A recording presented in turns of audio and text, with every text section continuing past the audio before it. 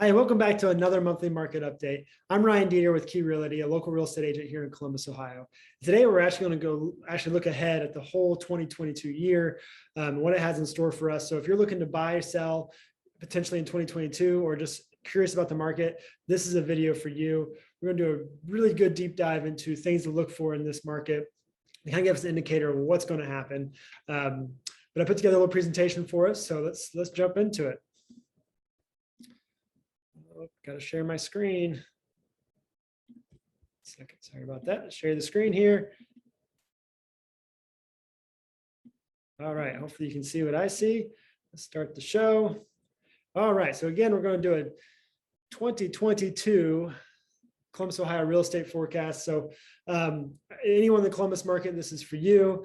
Whether you have real estate or looking to get into real estate, this is a great indicator. We're going to dive into, obviously I can't predict the future, but we can look at factors that are going to, play a major role into the real estate, whether we continue to see just accelerated appreciation like we have in the past, or is things going to slow down? That's always the question I've been getting these last few years, is when is it going to stop appreciating and growing and stuff? And we're going to dive into that today. So stay tuned.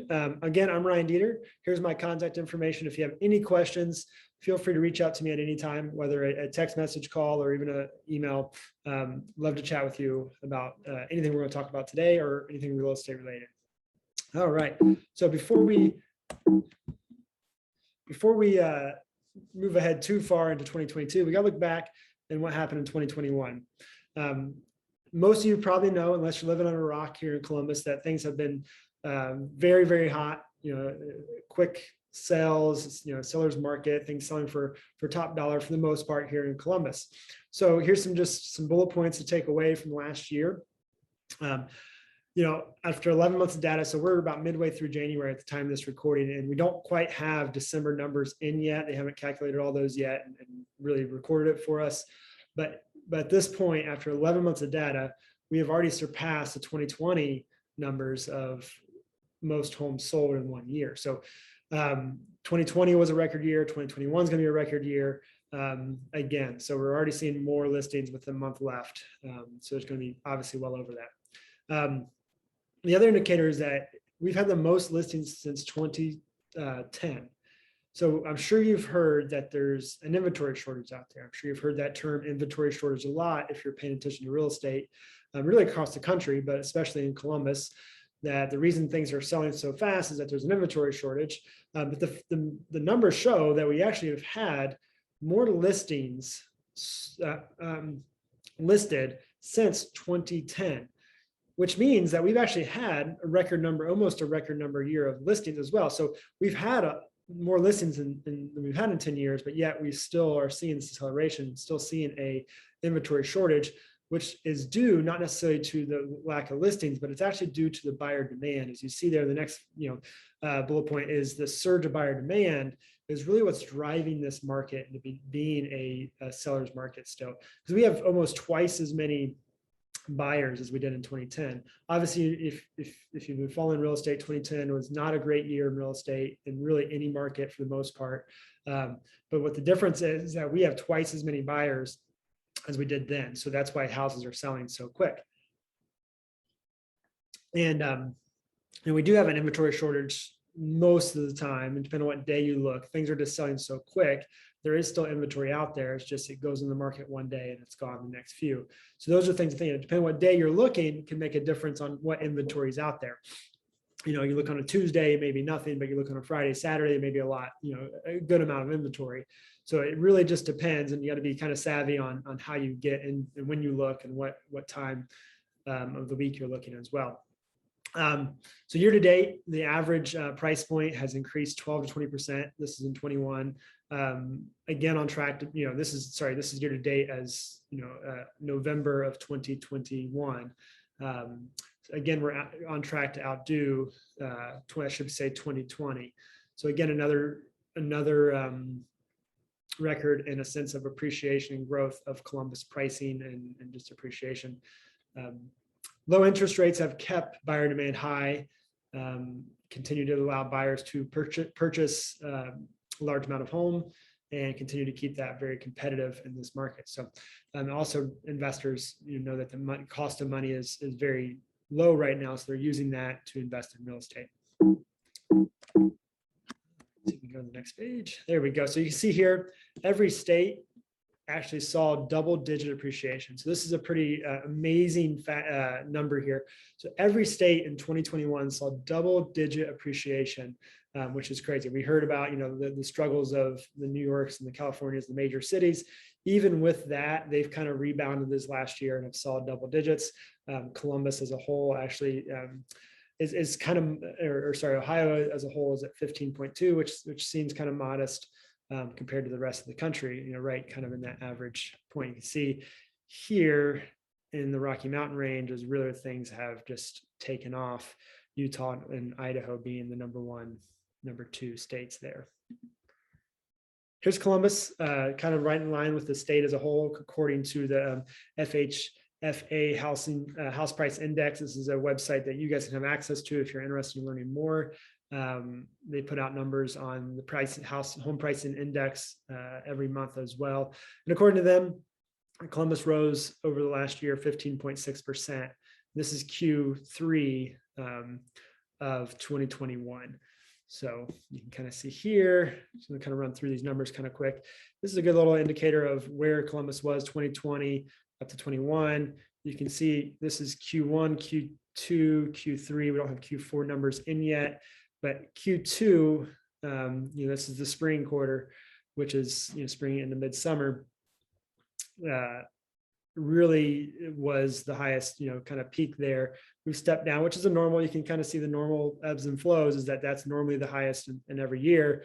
And then it dips down a little bit and grows up. So that's the question. Is it going to dip down and grow back up? Or is it going to, just keep dipping down for a little bit and maybe level off? That's what we'll look to here next. Here's a good little chart for you just to kind of look at, over the last, 15 years or so, 20 years or so here, you can kind of see the numbers. Median prices have gone up quite a bit. Average price sale here as Columbus continues to grow. We had a 10% difference from last year. So I go back. Yeah, 10% difference from last year. We're going to see that number come again. You can see next that 265 was the average price in Columbus.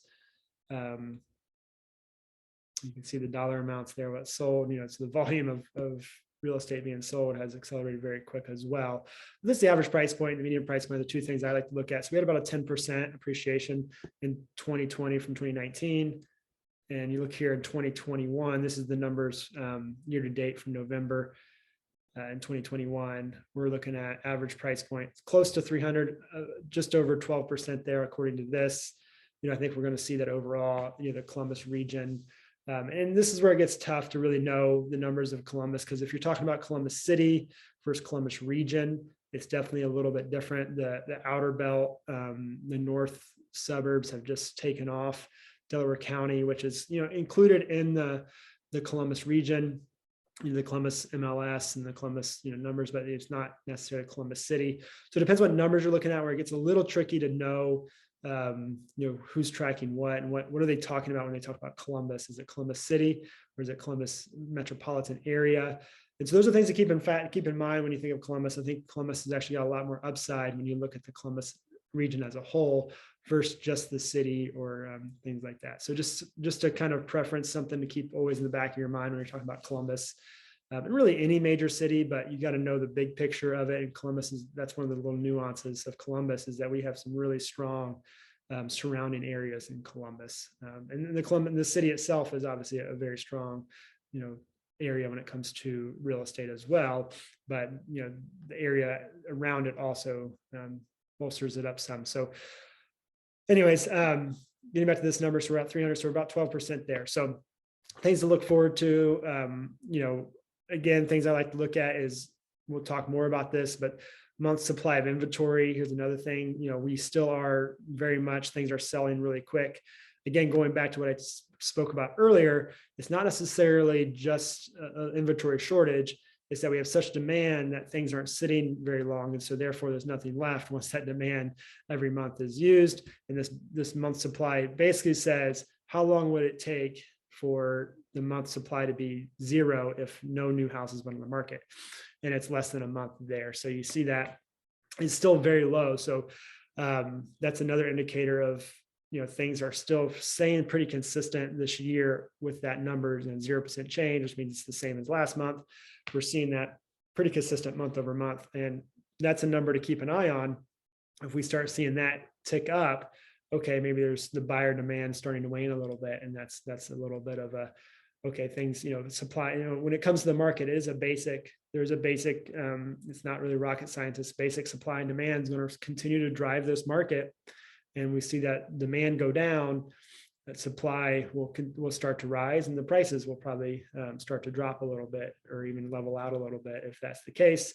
But it all depends on, that demand. So looking ahead to 2022, this is what we're here for. So we want to kind of spend most of our time in this area of looking ahead to 2022, looking at the factors of what's going to drive this market next year. And the first one I want to jump into is just what I've been talking about already, is that buyer demand. That's been the number one factor last year, and really the number one factor in any market is that demand versus supply. And obviously we're seeing that demand is so high that, the supply is not able to keep up with that demand. Whether you call it inventory shortage or not, it's not keeping up. Here's a little quote from the Dispatch here in Columbus. Says, we are not seeing fewer homes being listed, but we're seeing an exponential increase in the number of folks looking to buy a home in Central Ohio. Just reiterates the point I'm trying to make in 2021, what we saw. The next slide here is an article from realtor.com, who they've obviously probably have someone smarter than me making these predictions. But they put Columbus at number 5 here. As you can see here, with the overall growth around 20%, sales growth around 13.7, and then price growth around 6.3.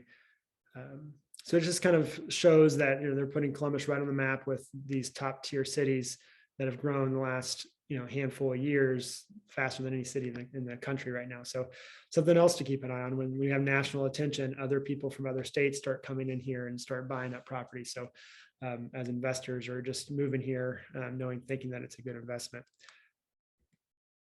The next thing I want to talk about is interest rates.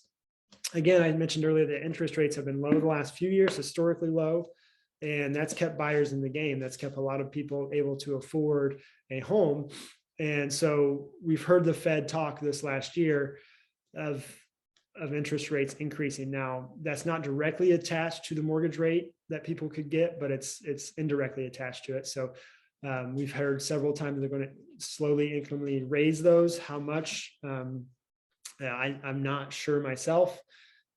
If you know out there, leave it in the comment. We'd love to hear from that, or I can post later. They're talking about increasing it steadily throughout next year. Now that will increase the buying power for buyers. So will that allow people to continue to buy? Will that knock some people out? In this market, my prediction is that it's going to knock the people out that are really tight. They may decide to, compromise somewhere, whether, buying something in a neighborhood they're, a little less expensive, and or, buying a house that's not as nice as they would have otherwise. They're still probably going to want to buy, and most people, it probably won't be that big of a factor. A 0.25% to 1%. It raises the price on your monthly mortgage, but not a tremendous amount. So it's something that we need a lot of.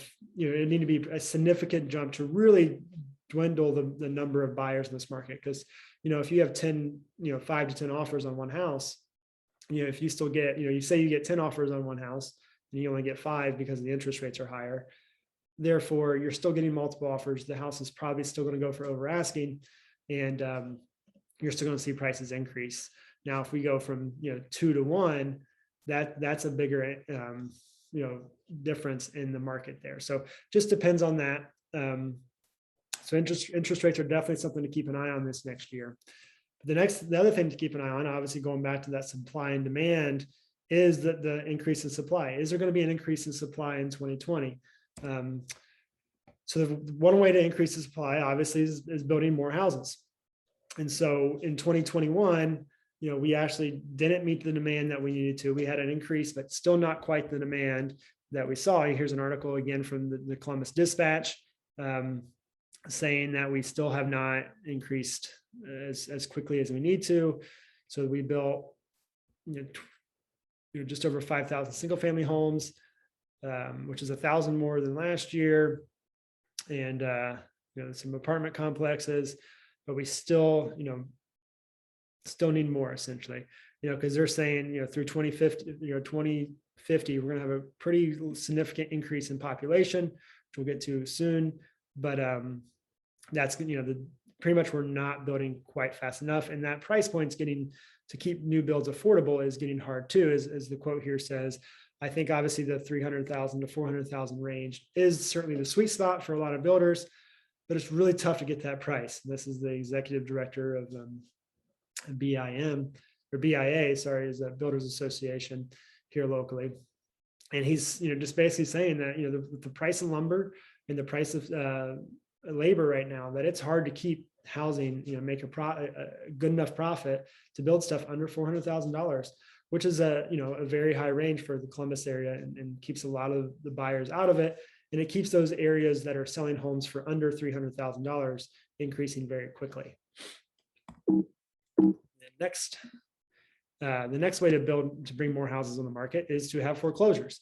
Obviously, in the 2008 to 10, 12 market, that's what flooded the market, was foreclosures, causing a lot more listings, causing people's houses, the houses to actually decrease in price.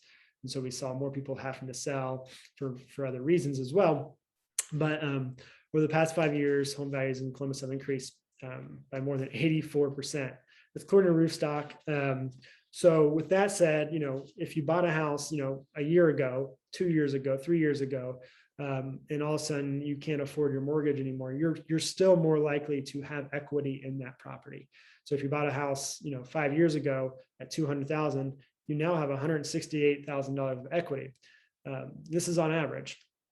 And so what happens, instead of foreclosing on it, you just put a for sale sign out, you pay, you sell your house and you actually pocket money, and you don't have a foreclosure on your record. So that's the most likely thing that's going to happen if there are a lot of foreclosures. Now, if the other factor is that most banks are going to be able to restructure a loan instead of foreclosing on them, they know that foreclosing on a bunch of people in an area actually hurts their other portfolios. And so they don't want prices going down on other areas as well. So what they'll do is they'll restructure the loan. And instead of saying, hey, you missed a year of payments, you have to sell, you have to foreclose on your house, we're going to take it from you because you didn't pay. We're going to say you can restructure the loan by adding another year to your mortgage and just pay us back on the back end. And therefore they still get their money, they move on, and everyone's happy. So I don't see, long story short, I don't see a flood of foreclosures coming in 2020. I think or 2022, I think if they were going to come, it was last year. We didn't see that uptick in Columbus, and I don't think we're going to see it in the future either. And on top of that, there's a lot of investors out there right now looking for these foreclosure markets, trying to buy these up. So they're still very competitive if you do have a foreclosure in the area. New sellers, that's the other way to get more houses in the market, is people just to sell their house. As we saw in 2020, 21, we had just as many home sellers as we had in the last 10 years. And so, where are those home sellers going to come from is the question. They're not going to, the only thing I can say is that if they, more sellers be motivated by the pricing in Columbus, but if that's your only motivation is the money, you got to figure out where you're going. Most home buyers aren't going to all of a sudden become renters. They're going to want to own the home. And so the problem is, if they sell their home, they have to buy a home somewhere else, and the prices are inflated. They have low mortgage interest, they have low rates, or even if they've paid off their home, they have no payments. So to buy another house, they'd have to have a higher payment than where they are. And so the trouble is trying to find somewhere to go if you're selling your house. But also, with that said, that a new seller, it's kind of that same point, the new seller becomes a new buyer as well. So even if there are more new homes for sale, you still have more buyers coming with that. as well. So the biggest kicker, though, is that the millennials and Gen Z are coming to the market much faster than the boomers are leaving. That's really what's driving this. Another factor of what's driving this, buyer demand, is that people are wanting to live in their houses longer. And I don't see that trend going anywhere, especially with the pandemic. Nobody wants to go in assisted living or nursing homes, towards the end of their life anymore. And that trend is going to continue to stay. People can have come to them, in-home nurses are very popular right now.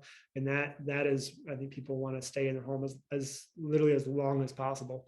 And so that's going to continue. So I don't see there being a flood of new homes in the market as well. So, the next thing, fourth thing I want to talk about is rent increases. As rents can increase, it encourages people to buy homes. So as we see here, Roofstock again indicated here that rents in Columbus rose 14% year over year. We saw a really big jump in Columbus market in the 2020-21 market years, so that caused the rents to also increase following. It's pretty consistent. When prices go up in homes, rents also go up, because people who need to least, at worst case scenario, pay off their mortgage if they're renting their house. And so as those mortgage rates and the mortgage payments and that monthly payment goes up, so does the rents. As prices go up in neighborhoods, so does the taxes. And so landlords know they have to raise the rent to make more, to make that same money they were 5 years ago. And so rents are going to continue to go up in Columbus. And as rents go up, people are always considering, well, I can just buy a house. And so we're still seeing those rents increase, not quite as fast. Here, this is saying 14%, which is as fast as the appreciation in homes, just about. But I still think it's a little behind from other numbers I'm seeing from what the appreciation on single family homes are raising. At the same time, rents are getting more expensive in Columbus, causing more people to buy as well.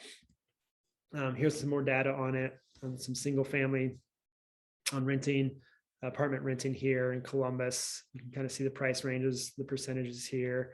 Renter to owner occupied, and we're still majority owner occupied city, but it's getting close. Now I think this is considered Columbus City, so this is where I think you get towards the counties and outside the city, you're going to see a much higher owner occupied space, and this is where the prices have really shot up in the areas.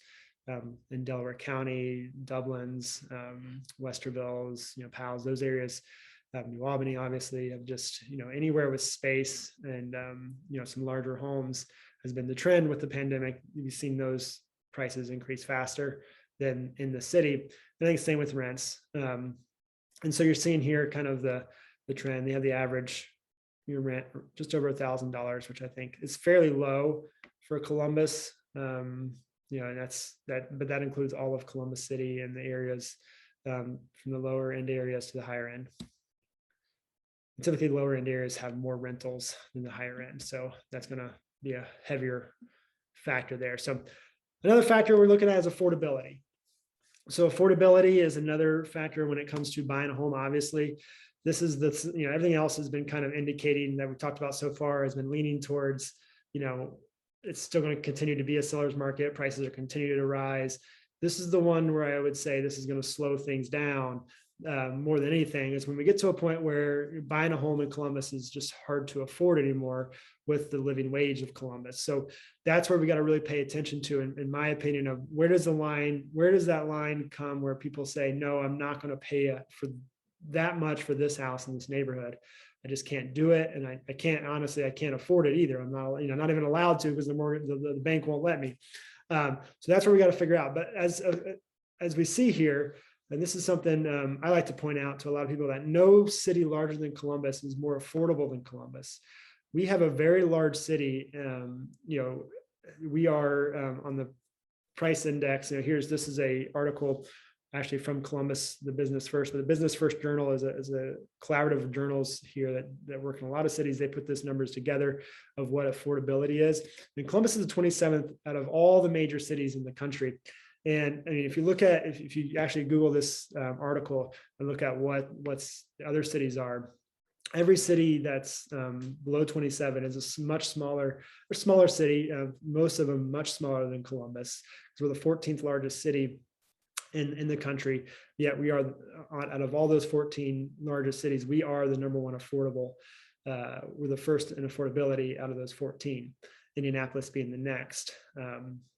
And so here we see just kind of some things to think about, even though we are a large city and we are getting to what seems, when you talk to most people, kind of prices are getting high really quick. We are still very affordable compared to the other major cities, if that makes sense. So here's some just information on Columbus, and here's the population, households, median household income, 63. But this is where I've kind of been indicating towards, even though Columbus as a whole seems to be, that price, the median price is only 60 something, it's surrounded by other communities where the median price is much higher. We see New Albany is, almost 3 times that, 200,000, over 200.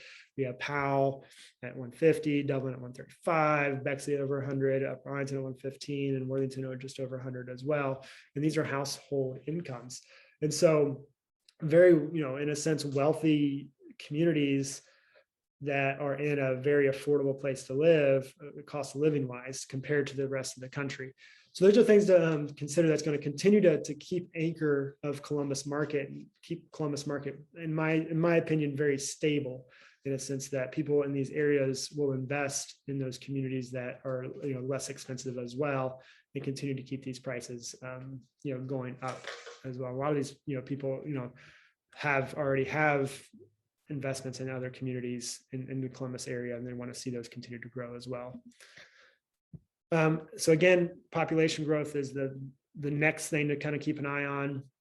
Columbus is, for the last 5 years, no surprise, we're growing, but the prediction is, really up to 3 million people by 2050. And this is the region of Columbus. So all, what is that? 7 counties that make up the region. This is from the Mid-Ohio Regional Planning Commission, put these flyers, the numbers together, and the flyers actually together as well. Just a nice little indicator here, kind of show a picture. Projected growth as well here. See the job households, up, 244,000. This is the growth to get us to that 3 million potentially. And there's obviously some, margin of error there, but some jobs growth as well. So this is always just fun to see, okay, where are people coming from? That's a question I get a lot, and I like to say, a lot of people that are moving to Columbus, we can see are domestic, international, or actually, it's a very split. We got a lot of immigrants coming here, which is great. We're very attractive to a lot of immigrants because of our affordability, but also the jobs. We have a lot of jobs that can, immigrants are willing to do and jump on and make good money as they get their feet on the ground here. But the other things we get, the domestic movement is, and I like to see this, 80% of Central Ohio domestic migration came from other parts of Ohio. I'm guilty of charge of that, but most people that I, just my personal, experience has been that most people are from small town Ohio that want to live in a big city, but yet be close to their family. We want to live in a city that has, everything from major sports to, nightlife to restaurants, but yet be within a 2-hour drive of their family that's from Ohio. So it's kind of we get the best of both worlds with that. And we have a nice airport where we can travel still. So kind of just a fun little piece to understand who's coming to Columbus. The next thing that's going to indicate growth is what's Columbus doing to attract other people? What initiatives and attractions are coming to Columbus that's going to bring people to Columbus? One of the Columbus's big projects right now is the Rapid 5 project. It's going to not quite grasp all this project entails, but it's trying to make the waterways of Columbus, which we have some really great waterways. We have 3 major rivers, really, 5 there, as you can see in this picture here, 5 major rivers that run through the Columbus region. And how do we make those, kind of our own, park system in a sense, and travel system, and what that looks like with Project 5 is, it's a big idea that they're trying to push out there. I don't completely grasp it. I'm an avid kayaker, so I'm excited for some development with the waterways and make those more usable, removing some of the dams and make those, more safe as well to play and to have places right inside a major city that you can just go and spend a day in the outdoors. Because, what Columbus really lacks, and I tell people all the time, is we lack oceans or mountains. We are a city that, for better or for worse, does not have oceans or mountains. And if we did, we'd be a much less affordable city. But that's why we are what we are, is because we can build in any direction we go. Columbus has no barriers of ocean or mountain as well. So there's some upside to that, but the downside is, people want to live next to ocean or mountains, and that's why you're seeing the Rocky Mountain area become the fastest appreciation place in the country. Before it was, San Francisco, the LAs, those things were just exploding because of the regional attraction. So what is Columbus doing to make it a city that has, great outdoor features, but still has city access and everything a city can, everything people want in a city. And this is just one of the things. They just opened up the Metro Park there in the Quarry, which is inside the outer belt of, major city like this, which is a big deal, and have another major park system there. The other thing I want to talk about is new jobs and growth. When I first put this slideshow together, I was just hearing rumors of this massive computer chip factory that Intel was kind of eyeing Columbus for, and it was kind of rumors of potential happening, but it's official that apparently it's official that it's happening. I think they're coming out with a statement this week, but all the major news stations have broke that they are coming here with a $20 billion state-of-the-art factory to build chips here. So it's going to bring, several high-paying jobs here to Columbus. $20 billion dollar investment here in Columbus region that's already, booming with industry and a mix of industry here in Columbus. So this is just a huge thing for Columbus, and it's going to put us on the national attention for a lot of other companies and a lot of other developments coming here. Because Intel and the chip factory is coming here, it's going to bring a lot more attention to Columbus. So it's another huge thing to happen. I think, before I was saying this may happen, and now it sounds like it is happening. So definitely a factor of things continuing to grow. I think this is the last thing I want to chat about today is the inflation. You've probably heard this word thrown around the last year quite a bit. Is it here to stay? Is it transitory? Is this set in? And the Fed finally came out and said, yeah, this is, there's some inflation here. It's here to stay. And we saw November's consumer price index, which kind of shows us what the inflation is, showed an inflation of 6.8, highest in almost 40 years. And they project for Q1 to 2022 to continue to be around 7%, and then dropping off at the end of 2022. So that's kind of, you can see the chart here is kind of a good little way of thinking about it. So it is dropping off, which is good. It'll probably never, you don't want it to go to zero, but it'll probably stay within that 2 to 3%. But what happens when people hear this inflation, they see it this high up, and this is obviously just a guess that it's going to go down. The only thing we know is where it's at today. And so it's up close to 7% today. And what happens is people want to protect their money, because if it's sitting in a bank, you're losing 7% is what this is saying. So what you want to do is put it in things that are going to continue to, inflate. And real estate is one of the best ways to protect your money.